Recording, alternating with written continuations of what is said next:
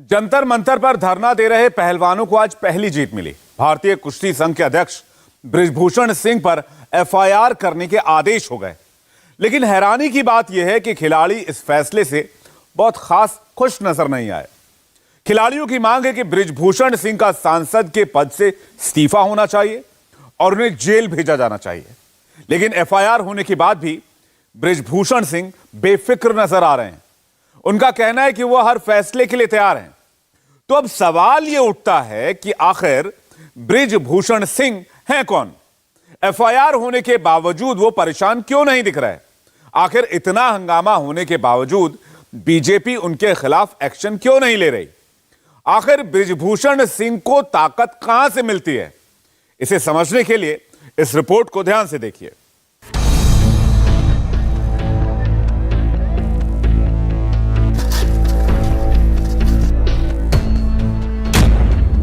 कुश्ती चीफ पर लगे सनसनीखेज इल्जाम।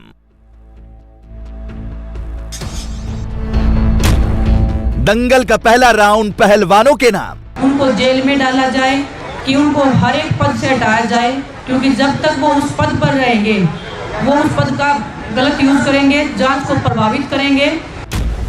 खिलाड़ियों के सपोर्ट में आए बड़े बड़े फेस।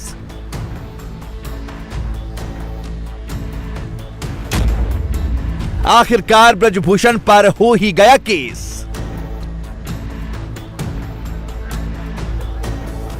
देश को मेडल दिला चुके पहलवानों और इंडियन रेसलिंग फेडरेशन के प्रेसिडेंट बृजभूषण सिंह के बीच चल रही कुश्ती के दांवपेच का पहला राउंड खत्म हो गया है। जंतर मंतर पर हो रहे इस दंगल का पहला राउंड पहलवानों के नाम रहा। दिल्ली पुलिस ने बीजेपी के सांसद और कुश्ती संघ के अध्यक्ष बृजभूषण सिंह के खिलाफ केस दर्ज कर ही लिया है। लेकिन बृजभूषण सिंह के खिलाफ केस दर्ज करा पाना इतना आसान नहीं रहा। जंतर मंतर पर धरने से लेकर सुप्रीम कोर्ट तक में इस पर सुनवाई हुई। कई बड़े बड़े खिलाड़ियों को पहलवानों के पक्ष में आवाज उठानी पड़ी, लेकिन बृजभूषण शरण सिंह के खिलाफ लड़ाई को इस अंजाम तक पहुंचाने का सबसे बड़ा क्रेडिट तो पहलवानों को ही जाता है। इन पहलवानों ने बृजभूषण शरण सिंह के खिलाफ दो बार धरना दिया। पहले जनवरी के महीने में कुश्ती फेडरेशन के खिलाफ बगावत का ऐलान करते हुए ये खिलाड़ी जंतर मंतर पर पहुंचे, लेकिन तब सरकार ने एक कमेटी का गठन कर मामले को ठंडा कर दिया। लेकिन ये खिलाड़ी फिर दोबारा पिछले करीब 5 दिन से जंतर मंतर पर बैठे हैं और आज सरकार ने सुप्रीम कोर्ट में बताया कि दिल्ली पुलिस इस मामले में बृजभूषण शरण सिंह के खिलाफ एफआईआर कर रही है। हालांकि खिलाड़ी बस एफआईआर भर से संतुष्ट नहीं है। उनकी मांग है कि बृजभूषण शरण सिंह को जेल में डाला जाए। दिल्ली पुलिस पर इनको भरोसा नहीं है, इसलिए ये लोग प्रधानमंत्री मोदी से अपील कर रहे हैं कि बृजभूषण शरण सिंह को सांसद पद से इस्तीफा दिलाया जाए, वरना वो जांच को प्रभावित कर सकते हैं। दिल्ली पुलिस पे हमें अभी भी ट्रस्ट नहीं है, क्योंकि वो कोई भी क्योंकि हम 6 दिन से यहाँ बैठे हैं, तो एफआईआर करने में इन्होंने इतना टाइम लगा दिया है, तो वो ट्रस्ट जो बिल्ड होना चाहिए तो वो उन्होंने पहले ही हमारा तोड़ दिया है और वो लूज एफआईआर कर सकते हैं, इसका भी हमें अंदेशा है। तो जो कार्रवाई दिल्ली पुलिस करेगी, जितना देखते हैं अभी क्या करेंगे और क्या नहीं करेंगे, उसके ऊपर ही हमारा नेक्स्ट डिसीजन रहेगा। लेकिन हमारा अभी भी यही फैसला है कि उनको जेल में डाला जाए। मेरा प्रधानमंत्री जी से नैतिकता के आधार पर एक अपील है कि उनको हर एक पद से हटाया जाए जो वो सांसद हैं, चाहे वो रेसलिंग फेडरेशन को संभाल रहे हैं, क्योंकि जब तक वो उस पद पर रहेंगे वो उस पद का गलत यूज करेंगे, जांच को प्रभावित करेंगे और हम निष्पक्ष जांच चाहते हैं।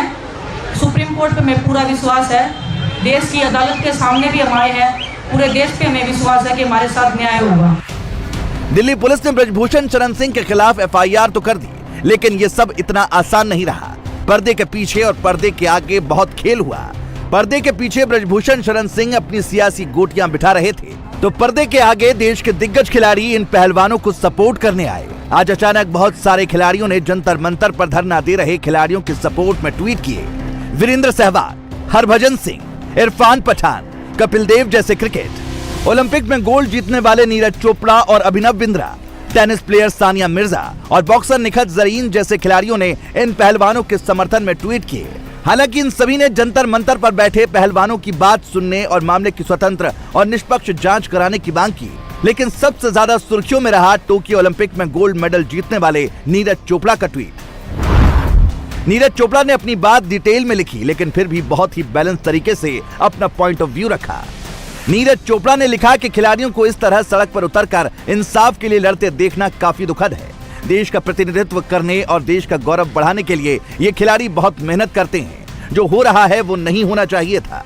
ये एक संवेदनशील मामला है और इसकी निष्पक्ष और पारदर्शी तरीके से जांच होनी चाहिए और जल्द से जल्द न्याय होना चाहिए। सानिया मिर्जा ने लिखा कि एक महिला खिलाड़ी के तौर पर इन महिला पहलवानों को इस तरह से इंसाफ के लिए जूझते देखकर दुख हो रहा है।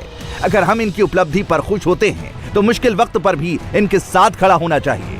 यंग बॉक्सर निखत जरीन ने लिखा कि खिलाड़ियों को इस तरह देखकर उनका दिल टूट रहा है। इरफान पठान ने लिखा कि खिलाड़ियों पर सिर्फ मेडल जीतने के वक्त ही नहीं बल्कि हमेशा गर्व करना चाहिए। जाहिर है जब इतने बड़े बड़े दिग्गज खिलाड़ी सपोर्ट में आए तो पहलवानों का भी हौसला बढ़ा, सरकार पर भी प्रेशर बढ़ा। आज इस मामले में चीफ जस्टिस डीवाई चंद्रचूड़ की बेंच सुनवाई कर रही थी। सॉलिसिटर जनरल तुषार मेहता ने कोर्ट को बताया कि इस मामले में आज ही एफआईआर हो जाएगी। ब्रिजभूषण शरण सिंह के खिलाफ पहलवान 5 दिन से धरने पर बैठे हैं, लेकिन आज ही दूसरे खेलों के खिलाड़ी इन पहलवानों के समर्थन में आए और आज ही एफआईआर भी दर्ज हो गई। इसलिए अब ये पहलवान इन खिलाड़ियों का शुक्रिया अदा कर रहे हैं। जितने भी खिलाड़ियों ने हमारे समर्थन में ट्वीट किए हैं, क्योंकि मैंने खिलाड़ियों से अपील की थी कि अभी हमें एकजुट होने की ज़रूरत है, तो जितने भी खिलाड़ियों ने भारत में इंडिविजुअल गेम में 2 ओलंपिक गोल्ड हैं और दोनों ओलंपिक गोल्ड ने खिलाड़ियों के हक में ट्वीट किए हैं, क्योंकि वो खिलाड़ियों का दर्द समझते हैं। पहलवानों के समर्थन में बाकी खिलाड़ियों के ट्वीट करने के बाद सरकार भी डैमेज कंट्रोल के मूड में है। ब्रिजभूषण शरण सिंह के खिलाफ एफआईआर तो हो ही गई है, साथ ही इस मामले में स्पोर्ट्स मिनिस्टर अनुराग ठाकुर भी बोले।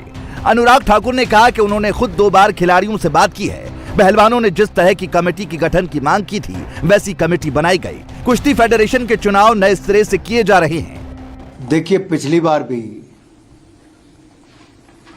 मैंने स्वयं व्यक्तिगत रूप से मिला, भारत सरकार की खेल सचिव मिली, हमारे अधिकारी मिले, मैं भी कई घंटों तक 1 दिन नहीं 2 दिन उनसे मिला। उनसे बातचीत करके कमेटी का गठन किया गया, फैक्ट फाइंडिंग कमेटी का, ओवरसाइट कमेटी का।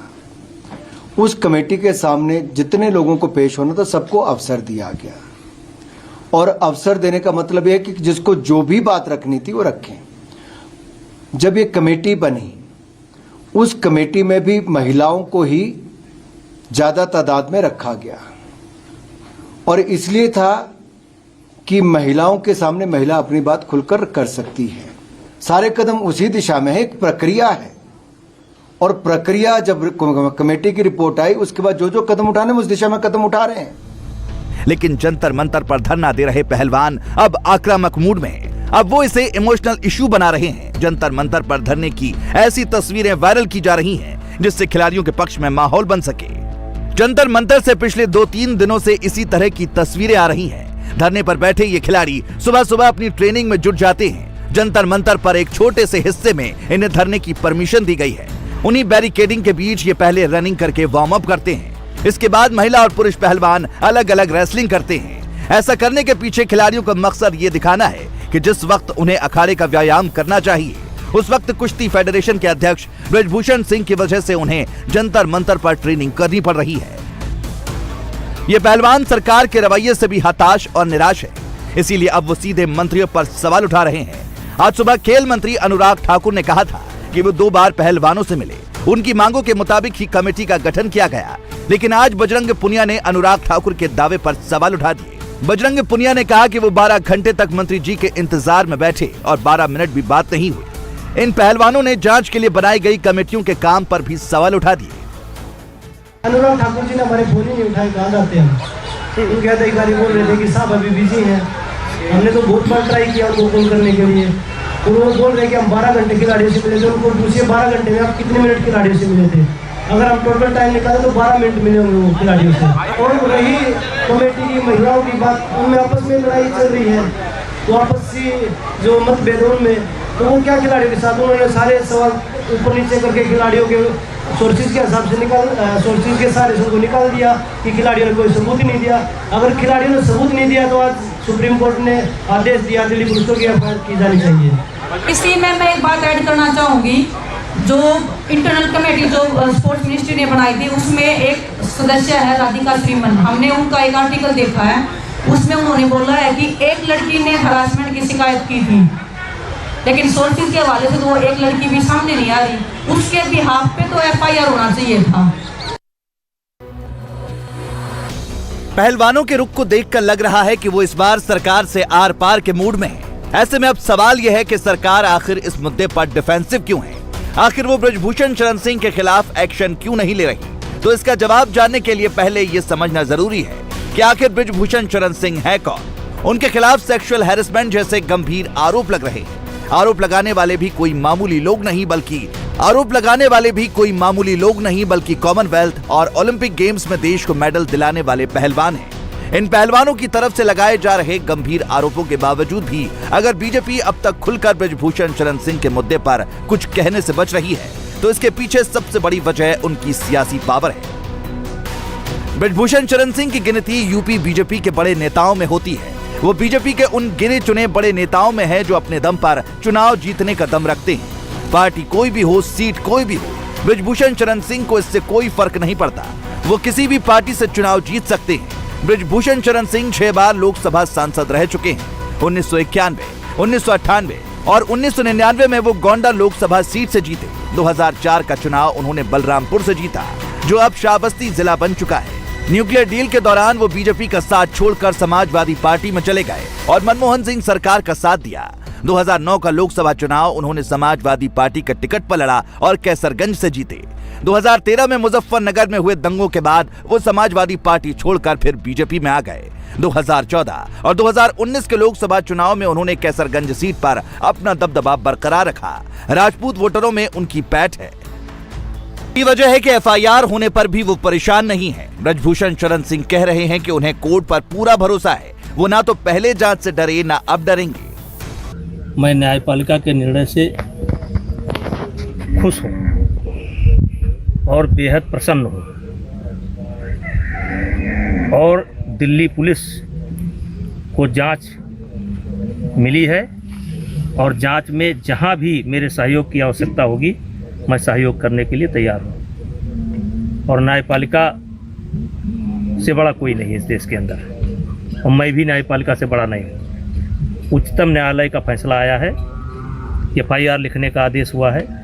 उस समय भी मैंने कोई सवाल नहीं उठाया था जिस समय ओवरसाइट कमेटी बनी थी। उस समय भी कोई सवाल मैंने नहीं खड़ा किया था और मैंने हर नियम कानून को माना था।